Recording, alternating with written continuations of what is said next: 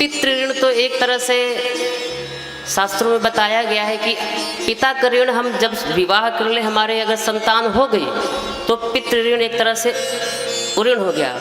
पर माता का ऋण, ये तो असंभव वाली बात है। माता का ऋण किसी के अंदर सामर्थ्य नहीं है महाराज कि माता का ऋण वो उतार सके।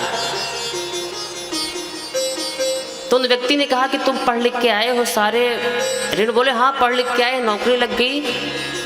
बोले माता का ऋण तुम कभी नहीं उतार सकते। बोले अच्छा क्या किया माता ने? बोले इतने दिन तुमको 9 महीने पेट में रखा, पीड़ा दर्द सह कर के।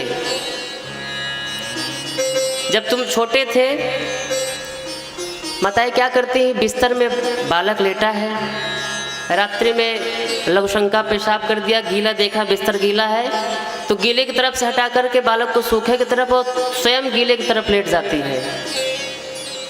तो कितने साल बताओ तुम्हारी माता ने इतना बड़ा कष्ट सह करके तुमको बड़ा किया। बोले आज मैं जा रहा हूँ और अपनी माँ के सारे ऋण को उतार दूंगा। गया अपनी माँ के पास, बोले माँ तू बता आज मैं तेरे सारे ऋण को मैं उतारूंगा। बोले बेटा तुम काहे को इस चक्कर में पड़ते हो, शांति से रहो, खाओ पियो आराम करो, क्यों इस चक्कर में पड़ते? बोले नहीं मैं आज ऋण उतार कर रह के ही रहूंगा। बोले ठीक है बेटा। रात हुई, पास में ही कहा कि तुम आज पास में ही लेटो मेरे।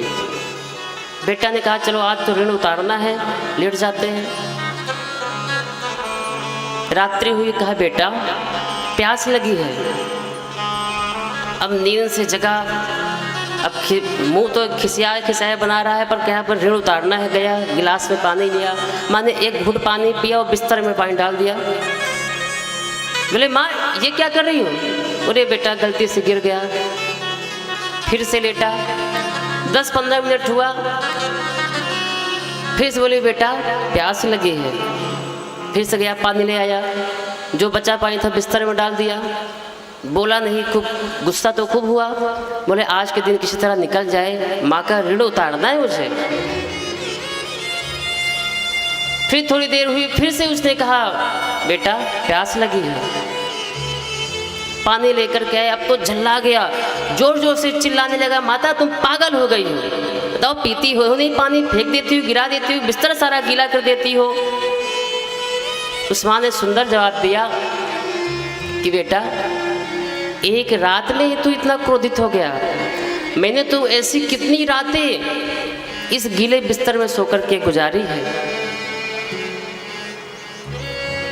और तूने कहा था कि मातृ ऋण से तू मुझे ऋण करेगा, एक रात में ही तू थक गया।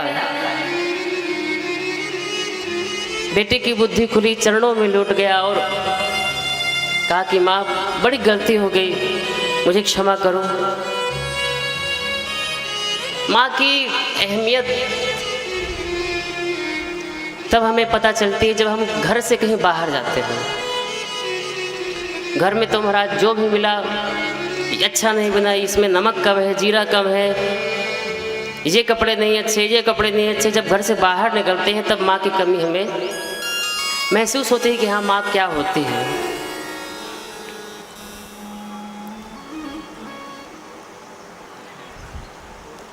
और माँ के लिए अनेक